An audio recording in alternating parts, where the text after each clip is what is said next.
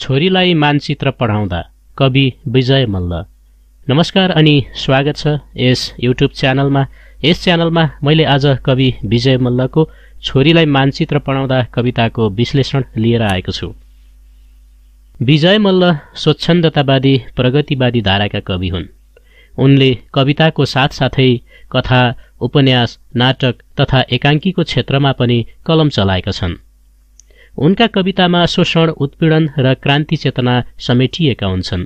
समाजका विषमता, विकृतिप्रति व्यङ्ग्य विद्रोह गर्दै मानवता, विश्व बन्धुत्व, स्वतन्त्रता र समानताको भाव सन्देश प्रस्तुत गर्नु उनको कविताको विशेषता हो। विजय मल्लका कवितामा 20औं शताब्दीको आणविक नरसंहारको सन्तास, युगीन अन्धकार, मानवताको उज्यालो आदि प्रमुख विषय बनेका हुन्छन्। यिनले 20औं शताब्दीको मानिसले भोग्नु परेका पीडादायी त्राणको उल्लेख गर्दै राष्ट्रियता र राष्ट्रिय तथा अन्तर्राष्ट्रिय चेतनाको प्रकटीकरण गरेका छन्। मानवीय संवेदनशीलता, क्रान्तिकारिता र युगबोध तथा जीवन जगतप्रतिको आस्था उनका कविताका अवयवहरू हुन्। कविको यस छोरीलाई मानचित्र पढाउँदा शीर्षक कवितामा छोरीलाई भावी विश्वको प्रतीकको रूपमा लिइएको छ। उनका विचारमा मान्छेले रगतका सीमारेखाले राष्ट्रको सिर्जना गरेको छ र ती सीमाभित्र मान्छे खुम्सिएको छ। जबसम्म रगतले कोरिएका सीमारेखाहरू फालिँदैनन् तबसम्म विश्व सन्तासमय हुनेछ। विश्वभरका मानिसहरू एकजुट भएर सहअस्तित्व र सहकार्यका लागि रक्त सीमाहरू आँसुले पुस्न तयार भए मात्र मान्छेले स्वच्छन्द रूपमा विश्व विचरण गर्न सक्नेछ।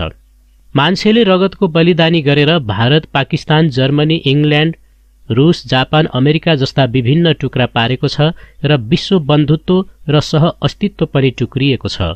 युद्धको विरोध गर्दै कवि मल्ल मान्छेलाई राष्ट्रको सिमानाभित्र परेवालाई गञ्जकमा थुने जस्तै थुन्न नहुने विचार व्यक्त गर्छन् र शान्तिको कामना गर्छन्। कविका विचारमा रगतले कोरिएका सीमारेखाहरू आँसुले धुन सकेमा जात, धर्म, संस्कार आदिका नाममा विभाजित मानव समुदाय एकता, सद्भाव, मित्रता र भातृत्वको मालामा गाँसिई एक हुनेछ र मानिस विश्व राज्यमा निर्वाध र स्वतन्त्र रूपमा घुमफिर गर्न सक्नेछ।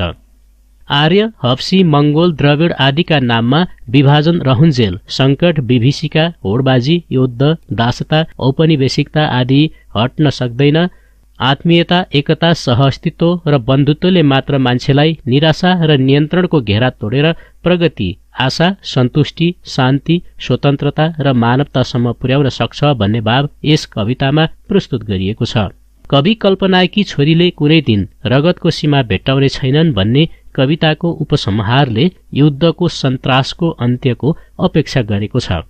यस कवितामा सरल भाषामा विश्व बन्धुत्व र मानवताको भाव सञ्चारका लागि सरल बिम्ब र प्रतीकको प्रयोग भएको छ।